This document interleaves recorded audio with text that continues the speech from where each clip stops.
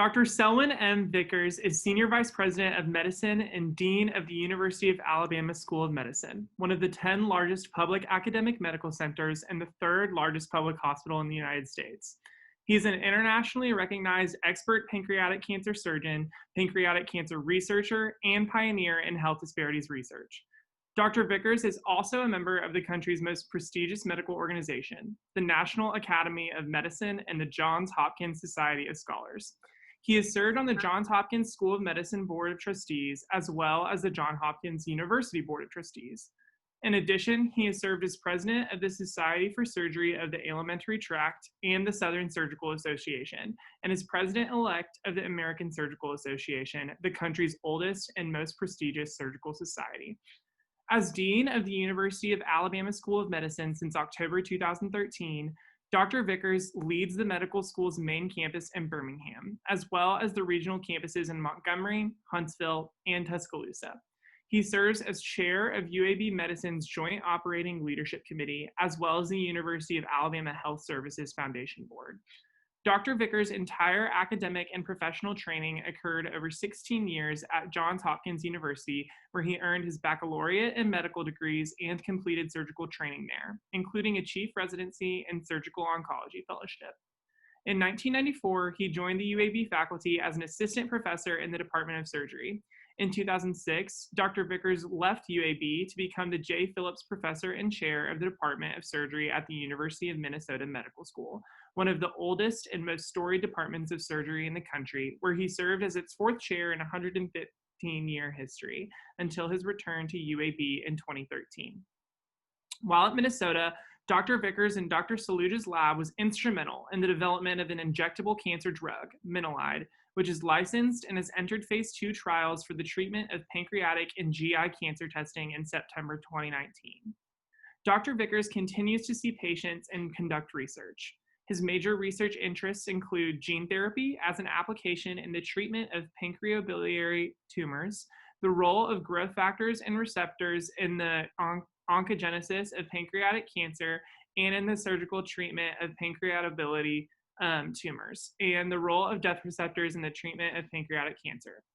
Dr. Vickers is one of the founders of the field of health disparities research with an interest on the disproportionate negative impact of chronic disease in minority populations.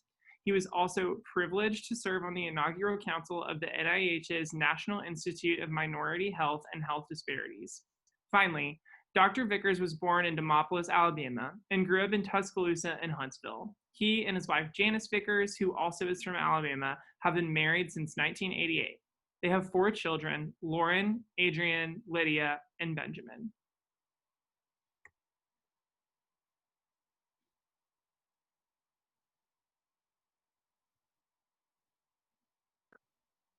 Thank you for that introduction. I appreciate it. It hopefully highlights probably largely that much of my life is spent as a surgeon, but to some degree, my humble beginnings. So thank you very much. I've looked forward to being able to maybe talk on this topic in the concept of leadership in the setting of a crisis. I think that introduction maybe didn't completely share my humble beginnings. So I was born in Demopolis, but where I lived is a small community in Greene County called Tishobe. Tishobe was smaller than the town at that time that was the sort of center of commerce called Utah. And then subsequently, Demopolis was something a little bigger, and Tuscaloosa was something I never actually went to as a young kid. So I really grew up in an environment where there was not a lot of wealth. The county as it is today was particularly poor, but I had a tremendous set of role models. As I was talking with my father today, I had a grandmother who in the 1920s was a high school and junior high school teacher. So getting a degree to teach as a Black woman in Alabama in the 1920s was pretty unique. I spent an hour before this call talking with my father and my daughter doing a recording for StoryCorps, talking about his life growing up in Alabama. And it fits that, as my dad was one of the first two, and maybe probably the correct number, first 5 African Americans to get a PhD from the University of Alabama. He graduated in 1974, and with the intent, when he entered, as he shared with me, he was denied the opportunity to get a certificate for education that would allow him to stay as a principal. But then once they did allow him to come in, he had a professor who asked the question, "Why aren't you in the doctoral program?" And this professor was from Michigan State, but he was at Alabama now. And my dad shared the story that they had initially wanted just to get in to get a certificate. He said, "I'm going to recommend you for the doctoral program." And at the time that they were admitted, they said, "We'll let him in if they only understand that they only need to get an EDD, because that's all they're going to do is teach." My dad wanted a research degree, and this advisor said, "Let me take care of it." And it happened to be that the chairman of the department who made the decision had a son in the graduate program. And it was made clear to the chair of the department, "Your son won't graduate." And these 2 African Americans, the other being Harold Bishop, who has a long history at UA, will if they are not allowed to get their PhD. So it's a story that ties back to my development, spending a lot of years on the UA campus when my dad was in grad school, and eventually moving to Huntsville, and then Baltimore, back to Birmingham, to Minneapolis, and then back to Birmingham again. So let me start by giving you just a little update on this crisis after I've introduced my background. And so the current crisis we're in is the COVID-19, which is the clinical syndrome that really is defined by the virus.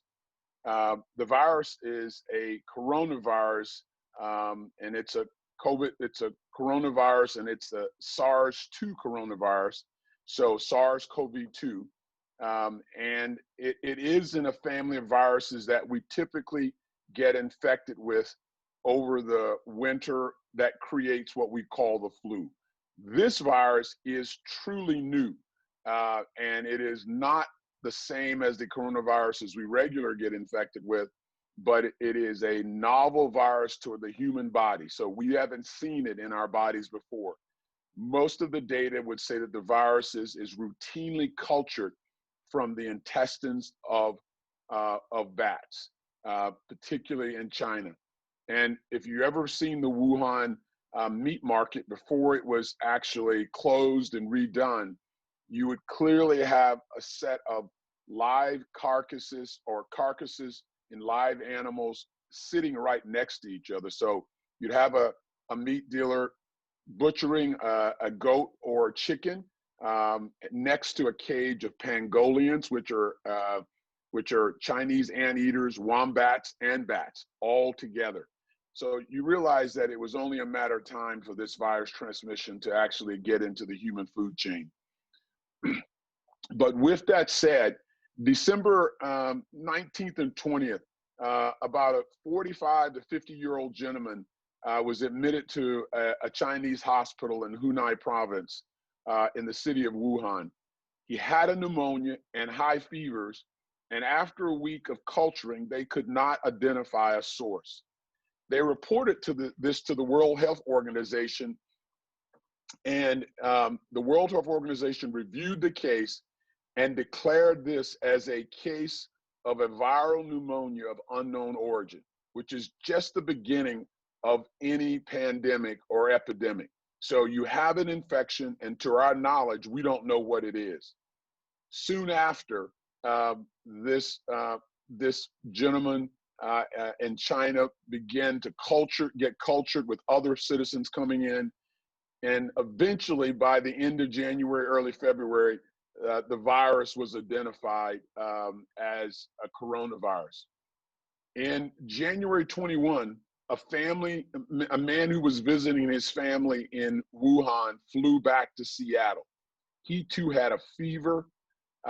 He had a dry cough, and he was the first American case of the virus. And then subsequently, Washington and New York were the epicenters of the virus, largely around the state of Washington because of the influx of Asian citizens from China to Washington, New York because of the influx of citizens from Europe, who now made America a real growing place for the virus, as we watched China, as we watched Italy really struggle to get their handle on it. The virus in general was thought to be something that attacked the lower respiratory cells of the lungs. So that normally when you get influenza or any of the adenoviruses that create flu, they attack your upper airway. So you have a lot of drainage, you have productive coughs. This virus attacked the lower airway, and the fluid you had actually was not coming out in your coughing, it was stuck in your lungs. So dry cough, high fever, and almost everybody who got it got some version of a small pneumonia. And if you got admitted, you had a significant pneumonia. So from the beginning, it was attacking your lungs. The evolution of our thought about the virus, though, has moved and had moved quickly, because we saw people not only get very bad lung disease, require intubation, but we saw their lungs, their liver, their kidneys, and their hearts all fail. And then we saw strokes in 30-year-olds. We realized the virus was not just attacking the lungs. The virus was attacking small blood vessels in any part of your body. So COVID toes is because the virus attacked the blood vessels in your feet. Renal failure, because it attacked the small blood vessels in your kidney.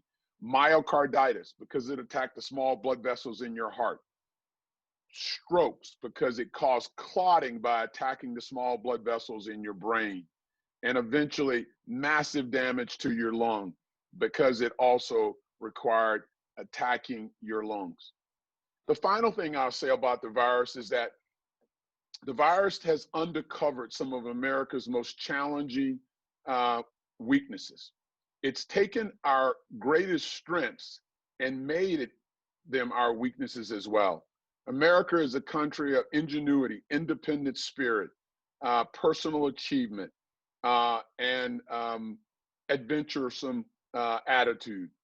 The virus has taken those attributes and made it our weakness. The virus responds to a place that's been highly focused on being communally oriented, being willing to comply, follow rules, and not be independent. And it's used those to really challenge us in major ways. Secondly, America has tolerated for several years the concept of chronic disease and health disparities, which most likely lives in people of color. And those diseases typically, are expressed in the context that there are more heart disease, more lung disease, more kidney disease, more high blood pressure, more diabetes in those poor people who often of color and who often live in the belt of the Black Belt and the stroke belt that we see in the Southeast. We typically recognize this problem by simply to say that those people live 4 to 5 years shorter than their majority counterparts, whereas the average white male may live to be 78, the average Black man may not live more longer than 75 or 76. Well, the coronavirus linked lethality with chronic disease more than anything else. And at any part of our country, people of color with health disparities died at a rate twice that of the population percentage that they occupied. In Milwaukee, 26% of the people were African American, 70% of the deaths were African American. In Alabama, 25% are African American. Our deaths have hovered around 45 to 47% African American. So those are the things that have created the challenge. The final piece of this is that today there are 24 million cases of coronavirus, 833,000 deaths. When you ask how America is doing, America is 5% of the world's population. We are 20% of the world's coronavirus cases. America is 5% of the world populations. We're 23% of the world's deaths.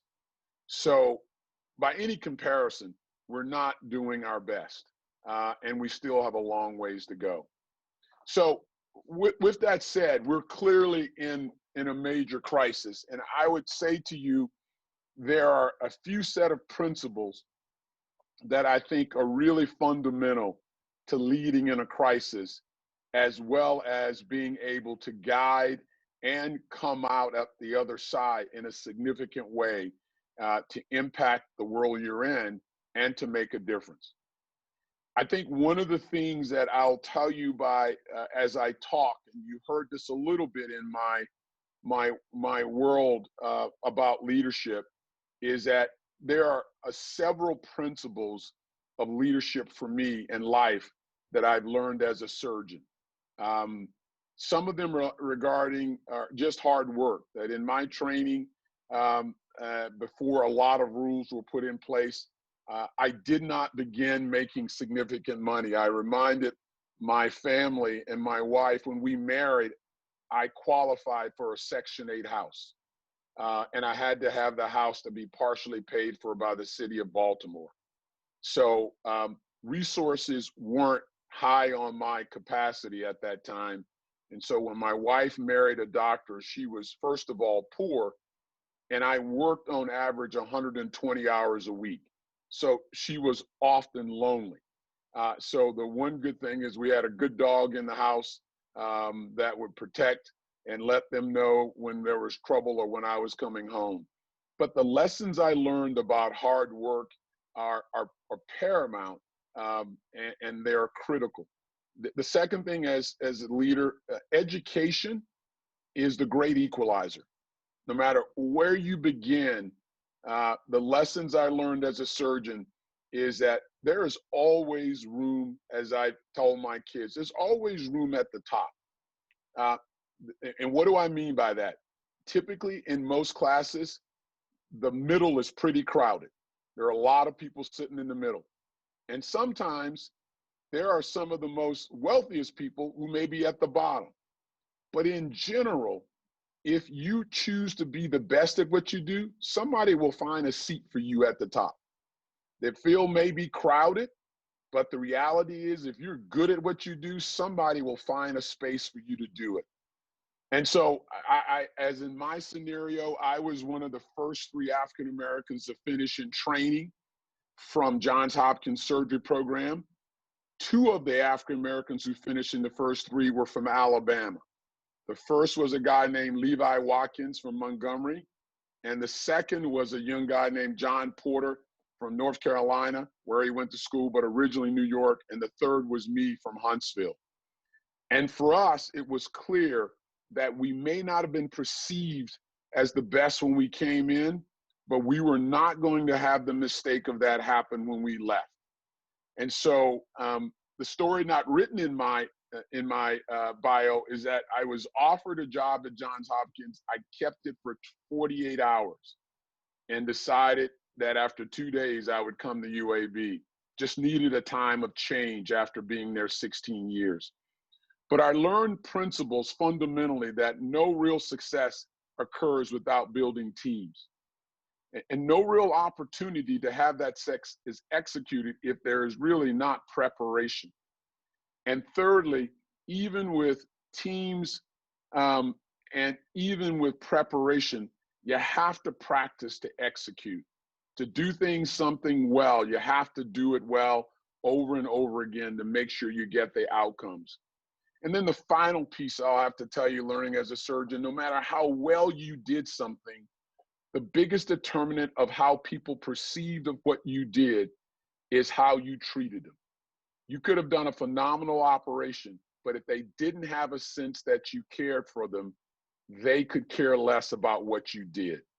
My first operation here at UAB was a white family from Coleman, and they were uncomfortable having an African-American surgeon tell them that they had a cancer that needed to be removed from their liver. I made it clear to them that I got that having a Black physician who they had never seen before and had never encountered one before telling you something was wrong compared to all the other physicians who were white saying it was normal, that was unusual. So I said, you need to actually decide. You need to be comfortable with this. They actually called back to my institution to see if I actually trained. They weren't clear or believed that I'd actually gotten training at Johns Hopkins, so they called, and my program director called me and said, look, yeah, some people call to see if you trained here. And I told them, not only did you train, but we wanted to keep you. And so I said, thank you. I operated on the person. They took out half of their liver. They did have a cancer. They became close friends, as close as patients can be, until he died some 2.5 years later. But those principles are key. So the first thing to say about leadership in crisis is learn how to organize teams. And you got to realize that you can't just discover that in the crisis. You got to make it a habit of forming teams before that ever happens. The old saying is, if you want to go fast, go alone. You want to go far, take somebody with you. And teams are fundamental for surgery to work well.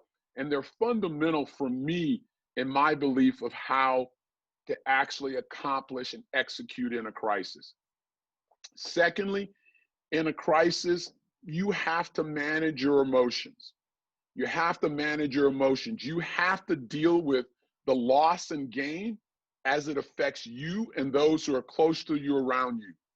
So in the cases where I'm in an operation and I'm at a point where I'm doing the procedure that can kill the patient, things typically get quiet in my operating room. Prior to that, I may have, some Bill Withers on, I may have some Sade, but in reality, when there's a serious point, I have to manage both the emotions of myself and the room. I have to put them under control. And there are times in the midst of a crisis where you have to actually change your thinking. So there have been times in a crisis where I've had to say, here's the problem. We were set to do an operation. We now have hit a crisis. And our focus will move from saving the operation to saving the patient. And so that transition often has to occur, and that takes emotions that can deal with loss and gain in your own capacity to lead others to a right decisions. If you don't deal with that, what you will find yourself is that your decisions are prejudiced. You will make those decisions on internal biases, and eventually the people around you will only tell you what you want to hear, because they will learn that that's what you will respond to. And many times what you're told or what you hear will not be truth. And you cannot lead unless the information you get, you can trust. Third, be prepared to make decisions in the setting where things are not always absolutely clear.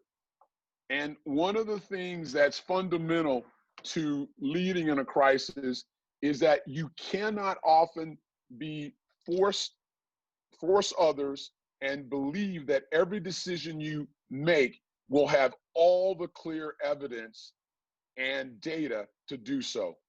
You often will be given principles with some uncertainty and outcomes that are not completely predictable.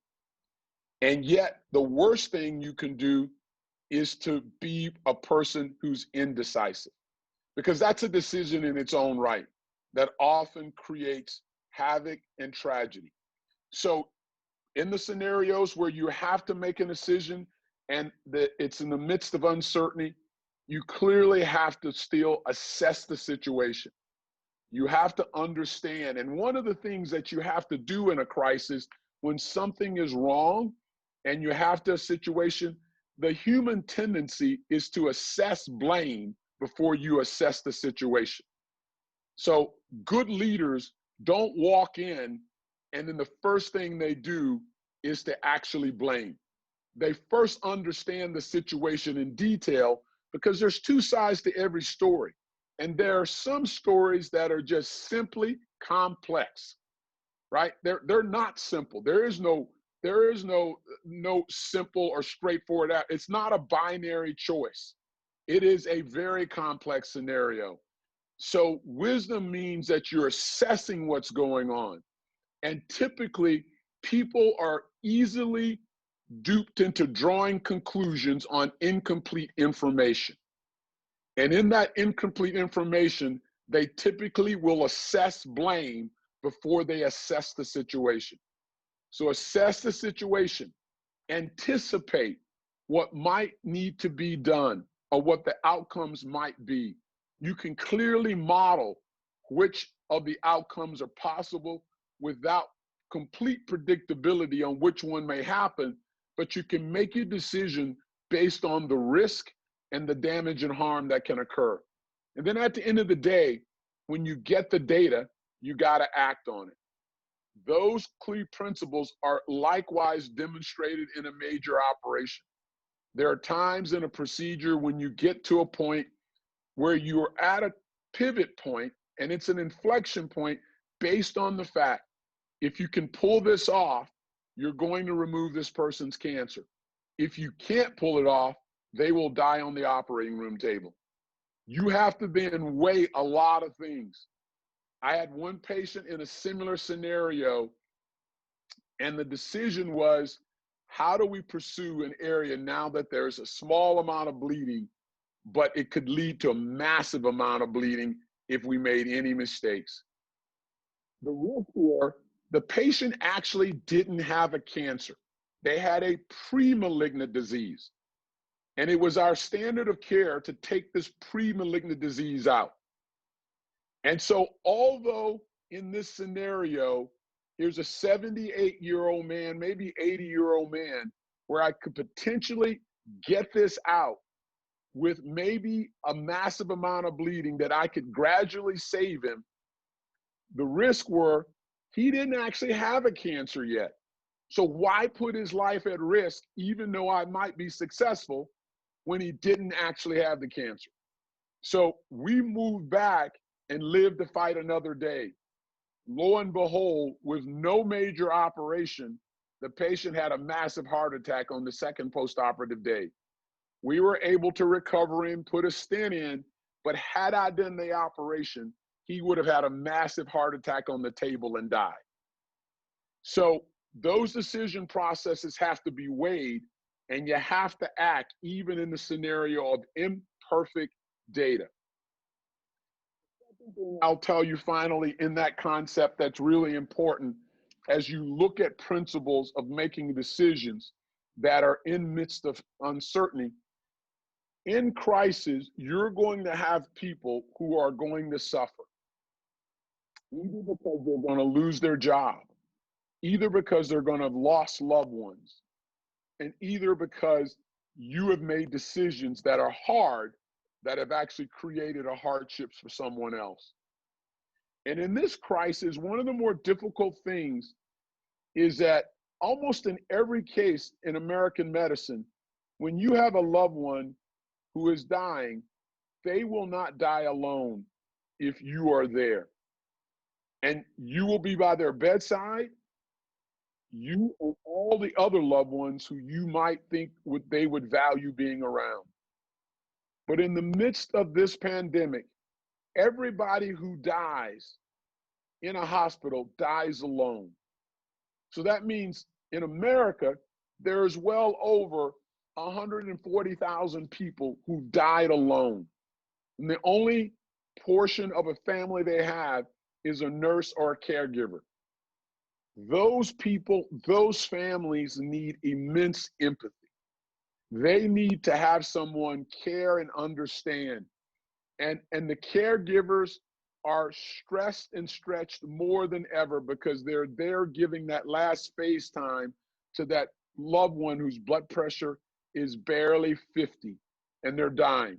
And their daughter, their wife of 50 years or 40 years can't be there. Those scenarios need immense empathy.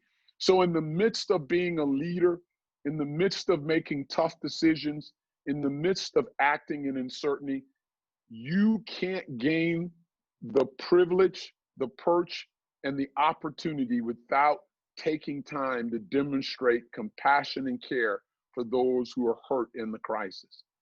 So show empathy, address human tragedy. Don't ignore it as just a consequence of getting to where you need to be. Even if you mentally know that somebody has to die to get there, you don't show that to the people who lost. You have to show them that their loss was immense value to you and immense pain to them. You have to communicate effectively. When you send a message to someone, and when you send a second one to someone, and when you send a third one, and you think you've communicated, do it again, because they still probably haven't heard the message. You can't over communicate in a crisis. You have to make sure both you do it effectively, as transparently, and strategically as you can. Learn your audience. Sometimes your audience is complex. It's not the same. I'm a dean. I've been a chairman of a department of surgery. As a chairman of a department of surgery, I'm a lion leading a group of lions, because we're all surgeons. As a dean, I'm a lion leading a zoo. They're not all surgeons. There are gazelles, there are raptors, there are animals that will actually attack the other animals. It's a whole different world. And I have to realize that the audience I'm serving is multiple species, and it's not just one group. So I have to communicate strategically to different groups because they are from a different background and a different perspective. I'll tell you that in regards to managing your emotions and leading, you have to be willing to sacrifice some things that actually matter. And in order to lead, I was telling a CEO of a company, we were talking about leadership, and I said, here's the opportunity that's often missed, is that many times in the midst of a crisis, you have an individual in the crisis, and the issue is something they had nothing to do with. It's just a problem that happened. It was life. Stuff happens. But their ability to lead in that crisis has the ability to keep the focus on the problem or put the focus on them. And typically the problem exists around the fact when a leader can't accept that he may or she may lose their job in the process and live with it and lead based on what the principles they believe are right, versus leading largely to either blame, protect, or ensure their own safety. That is a huge error. And what they miss is that if you simply lead and do your job, you will keep your job. If you lead largely to deflect, blame, and to protect, you will typically lose your job. Because the fact of the matter is, you have to be willing to sacrifice that the job is not mine to hold unless I do what I need to do successfully, and be comfortable with that. If you don't, you will miss the opportunity to keep it. The final picture that I'll share with you to put in the context of what I think is important to lead in a crisis, but also leadership in general. Who are listening and those who might listen in the future are going to pursue life through one or three lenses. And in some ways, it's a progression. And the three lenses about which people live life are three S's: survival, success, and significance. Now, most of the world's population lives around the lens of just surviving. Water, daily bread, food, shelter. There are billions who live in that challenge, largely just on the perspective of survival. And for the most part, that's not how we have to live in America. And for Americans, for the most part, particularly you all who are in a place where you're learning and growing, you're in the process of pursuing success. And it's a necessary pursuit. And to get to where you are, you've already had a significant measure of success. You've achieved and you've done more than most. But success inherently, as necessary as it is, has some challenges and flaws if that's all life pursuit, if it's the only life pursuit you take. The success by virtue of being able to pull it off is focused on personal achievement. And that's important. You have to be a person who's proficient in whatever you choose to do. I tell people the only reason I could be a department chair, the only reason I could aspire to be a dean is I had to do my first job well. And my first job was being a surgeon. And I would have people come to me and say, "Oh, Dr. Vickers, I really love the fact that you are a kind man, you're a Christian. I want you to talk to me and tell me about me." I said, "Let me just be honest with you. I don't care if I was, a complete nutcase. You want to know, can I operate? Right? That's what you want to know. You don't need to worry about whether I have faith. That's great. That's icing on the cake. But if I can't operate, forget that stuff. And even if somebody says they're a Christian and they're a bad surgeon, they're a bad Christian. So you don't want them. So get it right that you got to be proficient in something and you want to do your first job well. So my ability to move to anything else, whether it was a researcher, whether it was a division director, a chairman, or a dean, or what else I do, is based on the fact that I did my first job well. And your job, if you're in college, is be a student. Early on, I had a man tell me, he says, your job number one, even though I wanted to do some other things, is to be a good student. That's what you're being paid to do. And so my first job was to be a good surgeon, no matter what people think or liked about me. What needed and what was necessary was for me to be proficient in my craft. You got to own your craft, whatever that is, whether it's an English major, journalism major, psychologist, pre-med, engineer, own your craft. That's critical for success. Secondly, you got to understand that by nature of how you spend your time in success is that you're going to have that directed toward that personal achievement. You're going to need to actually deny yourself some things. You can't do everything everybody does. And if you want to actually do the things you're set to do well, the way you demonstrate your commitment to success as a leader is that some things you have to actually sacrifice. You can't do. And so, fortunately, when I went to college, I was at a school where fun went to die. I would not have done well where I had a lot of options about parties. They didn't exist at my school. And so it worked out for me because everybody studied a lot. And so I could fit into that. So I had motivation to deny myself of things because that's what everybody else was doing. The second part of this, the third part of this is that when you look at added value, by virtue of initial success, you're going to add value to both your character, to your resume, and to your brand. That's going to be essential because it's going to define you, because most decisions about where you go in life, once you've had a level of achievement, it's very little about what's on the paper because that just gets you in the door. It's about your brand. It's your reputation.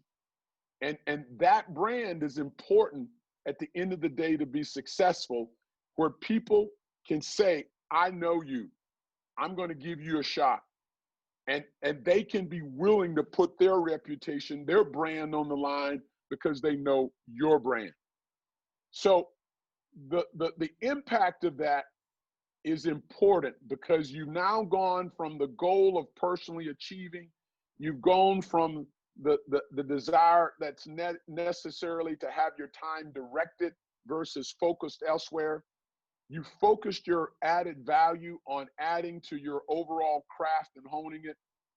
And the impact that you gain is significant personal reward.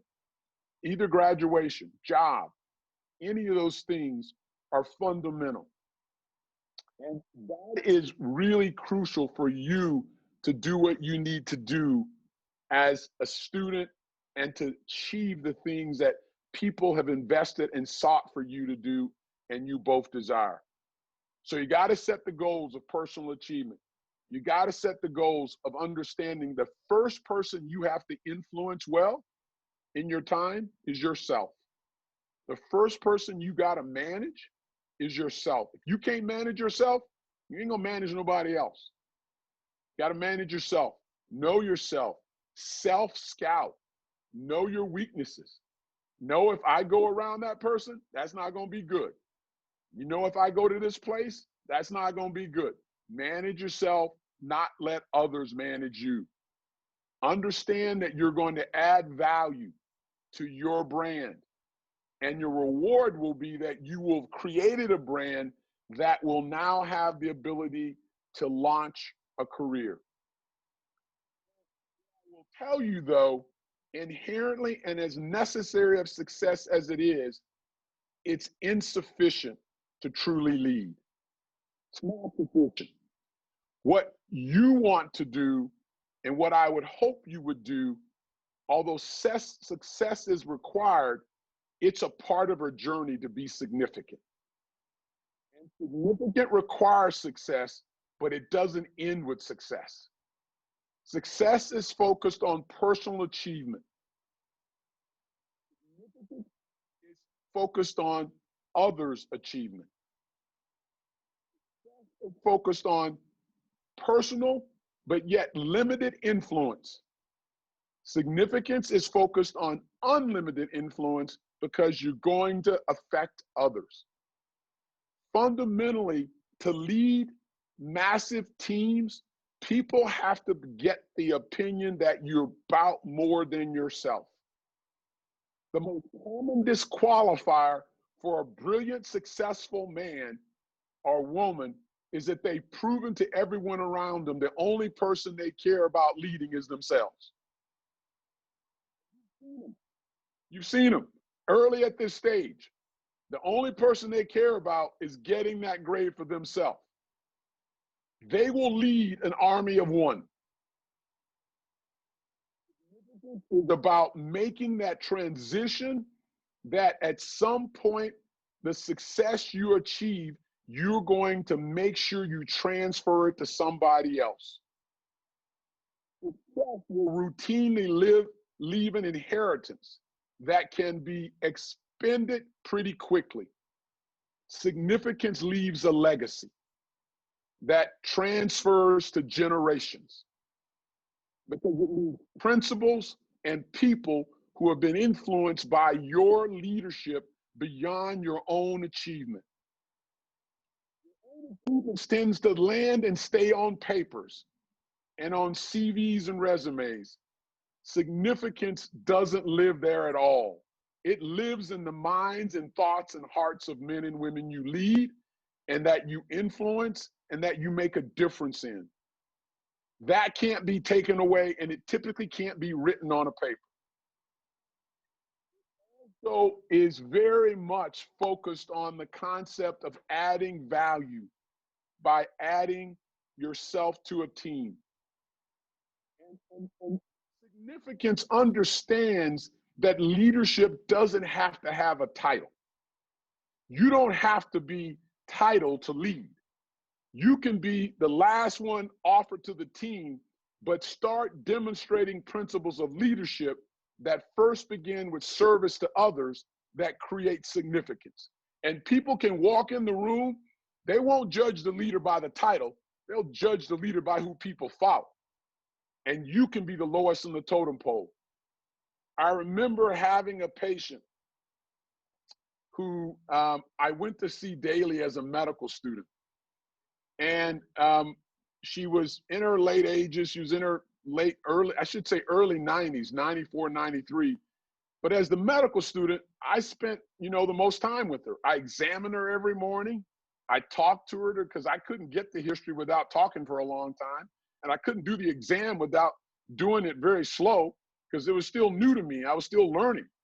But I would end up spending 30 to 40 minutes with her every single day, understanding how she was doing, how she was progressing. And the fourth or fifth week, the team with the faculty leader, the resident, the junior faculty member would come by, and I'm the lowest person on the totem pole as a student. And they'd ask this lady, tell me how you're doing. Tell me when you want to be able to go home. She would listen to them all.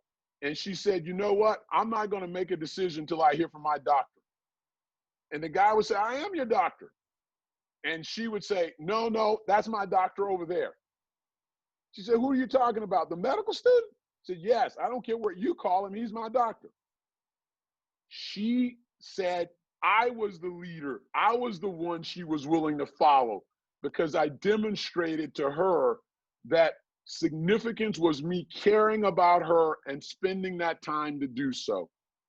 I was the lowest in the totem pole, but she walked in the room and said, no, that's the guy who's actually going to make the decision for me, because he's shown me, even though he's not at the top, he is committed to serve no matter where he starts.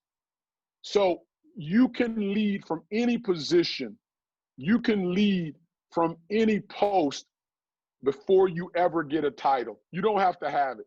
Sometimes titles create targets, right? You don't have to always desire it. And every promotion to a title is not an opportunity. Or I would reverse it, every opportunity is not a promotion. So everything offered, look at it carefully before you take it, because just because you're interested in the title, you may regret that you took it. About being significant is in our current climate today, when you look at both the crisis that we faced in this pandemic that has put America in a very difficult position about lives lost, quickly shown that people of color in this country, even today, have a tremendously burdened existence.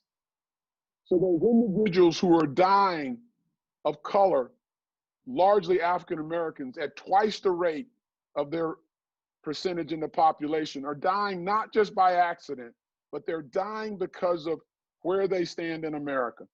They die because they live in high density houses. They die because they're the workers who cannot do online. They can't do remote. They gotta go in and expose themselves. Number three, they don't have a private car to take them. They don't have their own car to take them. They're on a bus, they're on a train with people who may or may not be wearing masks. And thirdly, even though they're managing their diabetes, they're managing their heart failure, they're managing their kidney disease, having those diseases limits the reserve that their body can give when they're attacked by a virus like coronavirus, SARS coronavirus 2. Those are the principles. That's why they die disproportionately. You take that same tragedy and now you magnify it in my former hometown of Minneapolis, Minnesota. And I'll tell you this, had George Floyd been killed in Birmingham, that simply would have been an Alabama problem. But because George Floyd was killed in what thought to be the most liberal city in America, Minneapolis, Minnesota, people understood this is an American problem. It's not just a problem of places that have historically had racial strife and legacy. It's a fundamental problem in this country around structural and institutional bias that has subtly and sometimes overtly existed since we first arrived on the shores of this country in 1619. The reality is, significance means, and what our country and community needs are people now who are not going to be satisfied with where we are. You're going to contribute to make a difference by speaking, knowing, and helping people understand the need to fundamentally change our society and culture. So you got to be about more than yourself. You got to be about bringing people along. At the height of our civil rights movement, there were many great white citizens who made a difference. One of my heroes is a graduate of the University of Alabama, law school and undergrad, Frank Johnson. And people don't talk about Frank Johnson. The lawyers know him, but there's no statues to Frank Johnson. There is a courthouse. There are no monuments to him. Frank Johnson, as a judge, fundamentally transformed civil rights for the South in this country. 25 cases, over 25 cases, or over 22 cases appealed out of his court to the Supreme Court, only one overturned. All in an era where the community around him said the culture is one of segregation, one of persistence in supremacy by one race, and one of status quo institutional cultural racism. And he said, no, multiple laws. You have a right to vote. You have a right to have Black people on juries. You have a right to go to school. You have a right to integrate. All of those things, he, as a federal judge, stood up to become significant because success was done. And he sacrificed success. He became significant, and he became the most effective jurisprudence leader of his time. He sacrificed success because when Nixon asked Warren Burger who should be on the Supreme Court, Burger said, hands down, it's Frank Johnson. He should replace Hugo Black. They're both from Alabama. But Republican congressmen said, you put him on the Supreme Court, you kill our careers. Frank Johnson didn't make it to the Supreme Court, but he made it through creating a legacy of significance because he chose to lead and do the right thing to impact our society way beyond any success, but choosing a road to significance to transform all of the things that King wanted to do in the culture, Frank Johnson did in the legal books, in the laws. And without both of them, you wouldn't have where we stand today. So I'll stop with that. I appreciate the opportunity to share with you all. In general, what I want you to take away, to some degree, it doesn't matter where you began. What does matter is the distance you choose to travel, right? You can be from really limited resources in a place, but if you're willing to travel far, you can reach a high place. And even if you begin with a lot, there's a greater distance for you to travel. Secondly, the biggest thing is that I would want to tell you that true leadership is being on that journey from success to significance. They're both necessary, but one is essential. Success is essential, but at the same time, it's insufficient. It's not enough to be significant. You can't be significant without some success. You can clearly have your own success and never be significant. And I hope you would remember that, apply those principles to your life, and thank you for giving me the opportunity to share a little bit about my background and a little bit of my experience. Thank you so much, Dr. Vickers, for what you have shared. I echo the comments of one of our advisory board members that this has been an inspiring presentation. We've got a few questions for you. One question asks about the notion of medical racism, and just wanted to ask you, it says, how have you observed it and how have you combated it? I would call the medical racism occurs in a couple of points, and it occurs sometimes in the curriculum we teach that has huge bias. One of the best examples of this, I had the fortune to serve on the Johns Hopkins board when they finally made their recompense to Henrietta Lacks. And as a researcher, I used HeLa cells all the time. They were the world standard for looking at virally transformed cells to look at cancer treatment. And Henrietta Lacks was a urban inner city Baltimore woman who at the time we didn't know that the major driver of cervical cancer is papillomavirus. And so she had a virally transformed cell that led to her cervical cancer that caused her to die. The principle of the fact that because she was a Black woman of little means, of little significance, and at the time, my dear home institution, the perception of how Black people thought about Johns Hopkins was, a bit like One Flew Over the Cuckoo's Nest. It was a place you did not want to go if you were Black. It was going to be a place where you were going to be learned on, experimented on, and clearly you would never see the best of the place. You'll simply see the lowest. That's changed, but that was its reputation then. And Henrietta fit into that picture, where her cells were cultured, took out, and they grew around the world. And yes, Hopkins didn't make anything financially, but their reputation became phenomenal because of it. They became further impressive because of where the cells began. They had significant gain. Her family obviously didn't see that, and they didn't hear that at the time. So that in our practice, it certainly has existed over time, even in our training. And our students have challenged us to go back and pull that criteria out. Typically, those racial biases are made on observations that are carried out by physicians, many times without the broader context. So they'll label this person in a disease format as this is what happens in Black people from an observation, but often with not the broadest impact, not the broadest perspective, and also sometimes without the definitive scientific proof to show that it was the case. Many times it was well-intentioned.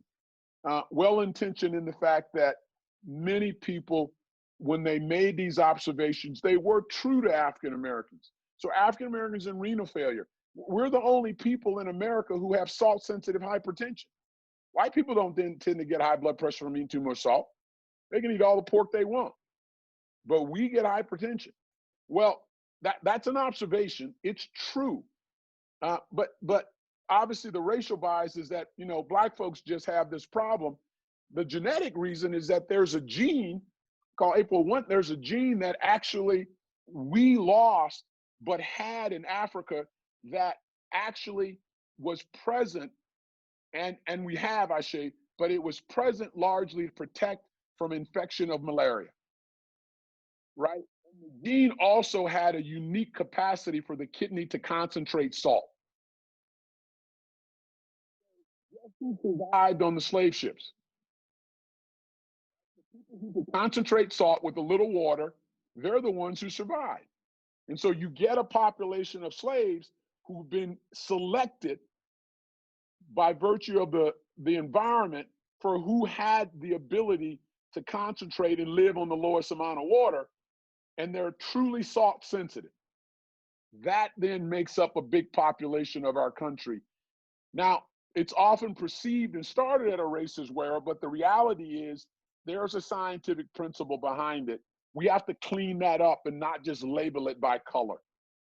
And then secondly, some of the racism we see is unintentional, but it's basically cultural incompetence, right? It's the gross assumptions, like that patient who saw me, and like Brian Stevenson, who shared when he showed up in a Kansas courtroom as the first one there, and the judge automatically assumed he was the defendant versus the lawyer, right? That cultural incompetence to understand that just because you hadn't seen one, it doesn't exist, right? I have never seen a Black surgeon before, so how could they exist? Not necessarily true. You know what? I haven't seen people go to the moon, but I think it does exist and it did happen.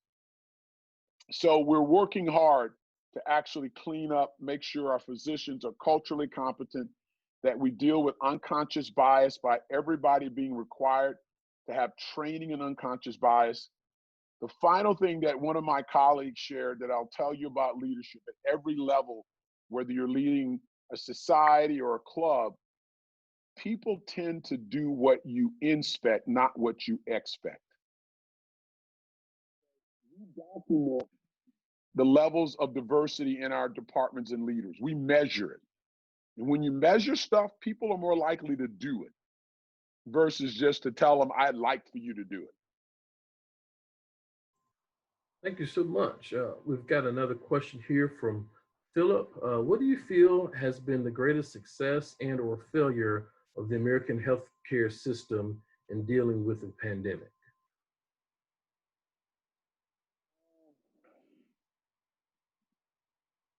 The greatest failure. So let me point out some of the positives. It took us almost 3 years to identify the cause of AIDS, sequence the virus. It took us less than 3 months to sequence this virus. It was discovered to about 6 weeks later, we had the sequence, and that is the day it was first cultured. It was started a couple of months earlier, but we had the sequence of the virus. And within a month later, we had vaccines started. And so the shortest time period we've ever developed a vaccine. Now, mind you, we don't even have a vaccine for HIV yet. It's 20 years old and we don't have a vaccine. The shortest vaccine from development to implementation is the mumps vaccine, and that took 4 years. We're talking about taking a vaccine from an unknown virus to vaccine in 8 months. Now that's pretty phenomenal to have that occur if we can pull it off safely. That the greatest challenge to the American healthcare system was not to be able to pivot to fight this virus on 2 fronts. Based on the diseases were people who suffered, who were severely ill, by learning as we would go in the hospital. You got to understand, there was no textbook and no book chapter on coronavirus 2. I'll tell you how insidious this is. 2.5 years ago, we got a grant, a $19 million grant from the NIH. We were the lead institution. And it was in collaboration with UNC and Vanderbilt in Oregon, but UAB was the home. The primary #1 project on that grant 2.5 years ago, which I laughed about, was developing therapeutics, that is drugs for coronavirus. And I said, who gives a darn about coronavirus? And lo and behold, that's where remdesivir comes from that study and from that project.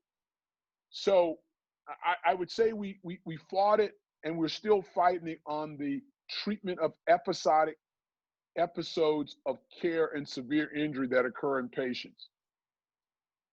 However, we have not had the ability to treat it effectively on the public health front. And I have to say, without jumping into political waters, the ability to move to understand that, again, America's strengths with this virus are our weaknesses. It's the willingness to depoliticize and take the actions that go against our culture in order to be successful. And so what flies in the challenge of what we see is that there is no doubt everybody in our government are busting their butt to try to win this virus. That shouldn't be doubted. And like everybody, no matter what party you're in, you got to want our president to win on this thing. You got to want him to win because our lives depend on it. But the reality is, it will cost you to actually go against the cultures that may like you. It will cost you to do some things that contradict part of what could be called the American spirit. Public health behaviors recognized and honored by others have allowed them to gain much more control and a lot more liberties than we're able to experience in our country. So that's how I would put our failures, unfortunately. This is this issue of health disparities. We failed. We tolerated that. We tolerated those disparities because they would die eventually, not immediately. And coronavirus has showed you that those people will die immediately. All right. Dr. Vickers, how do you balance managing emotions with maintaining empathy and compassion in the midst of a crisis?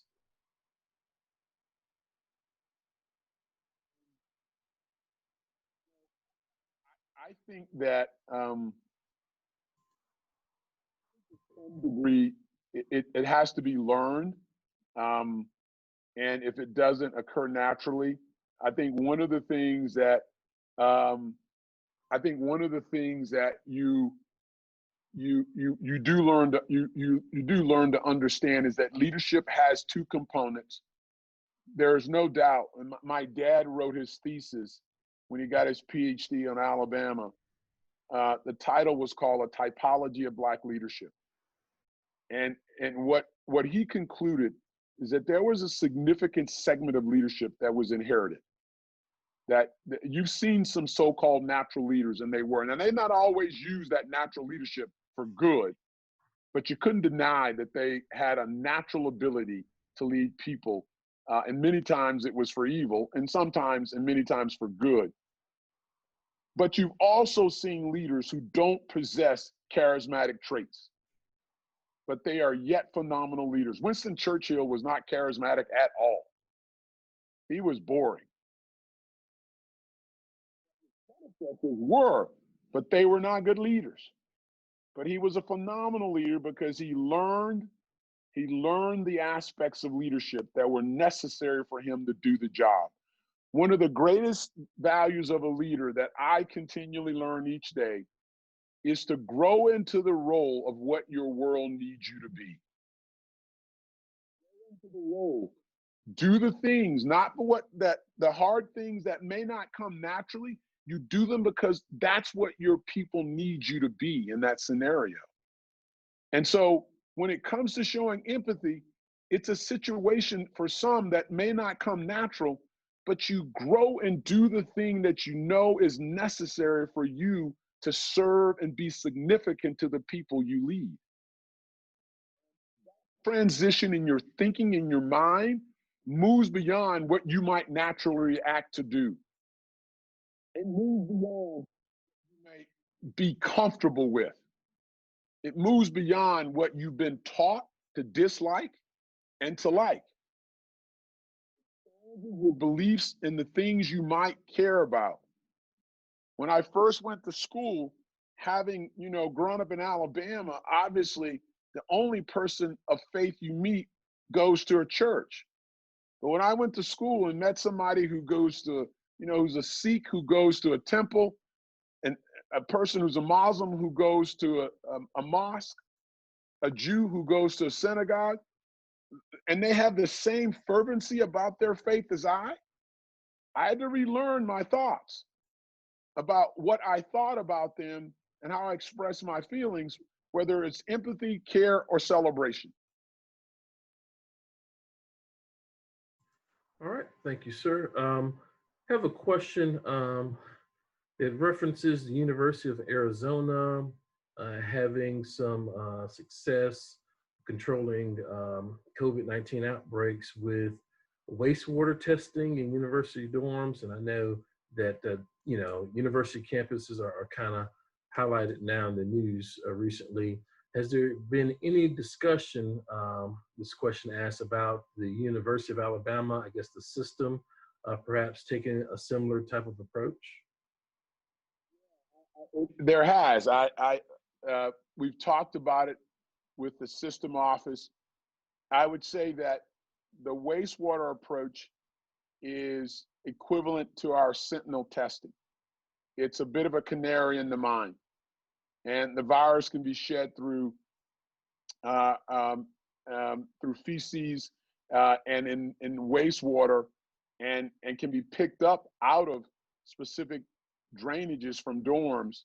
But it's simply a signal that there's an increased presence of the virus, like would occur with sentinel testing. So it's to identify a problem.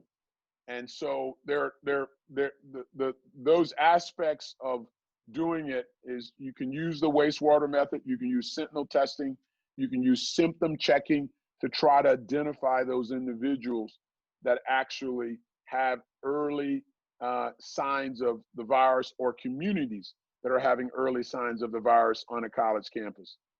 I would say the most powerful thing are not so much the tools we apply, but the behaviors we insist on ourselves carrying out. So wearing a mask, avoiding large groups, keeping the distancing. And if you happen to be in a group, for God's sake, don't take your mask off. What we learned is that this virus doesn't spread so much by touching. It spreads by a respiratory cloud that comes out every time you speak. And when you see somebody without a mask, they have chosen not to be significant because they only care about themselves. Because the mask you wear doesn't protect you. The mask you wear, you've chosen to protect somebody else. And so that's, whether you believe it or not, is truth. And it's an unfortunate way, not an unfortunate way, but it's unfortunate to see people not recognize it.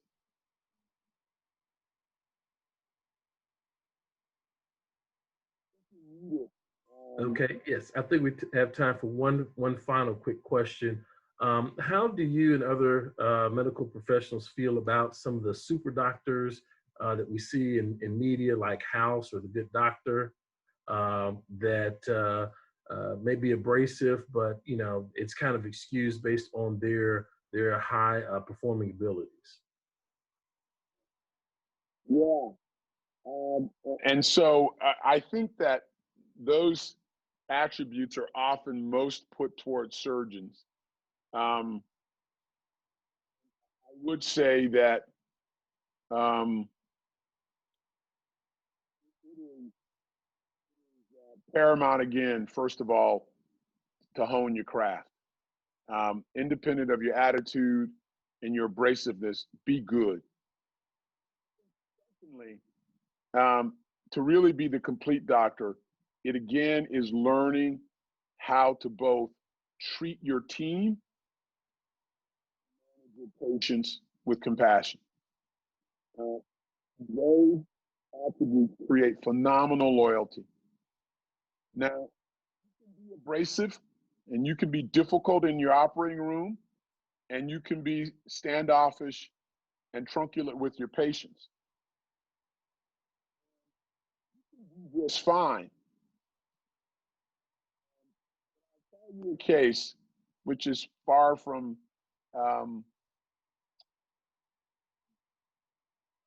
anything that I would say to be proud of. But I had a scenario where I've seen cases who are technically unbelievably good. On any given day, somebody's going to have a bad day or a bad outcome. In the scenario of where them being unbelievably good,